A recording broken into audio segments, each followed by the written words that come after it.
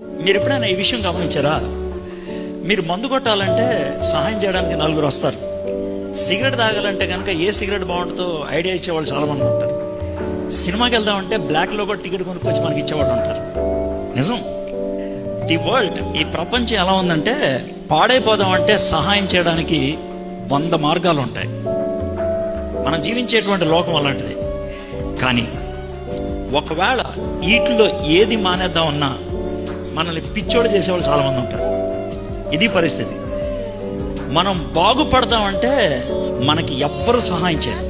పైగా బాగుపడదామని ప్రయత్నం చేస్తే వచ్చేటువంటి అడ్డులు ఎంత భయంకరం ఉంటాయంటే, ఒక పర్టికులర్ మూమెంట్లో ఎలాంటి క్వశ్చన్ వస్తుందంటే, దేవా అసలు నువ్వు ఉంటే ఈ అడ్లు ఎందుకు వచ్చినాయి, నాకు నువ్వు ఉంటే నాకెందుకు ఇన్ని కష్టాలు వచ్చాయి.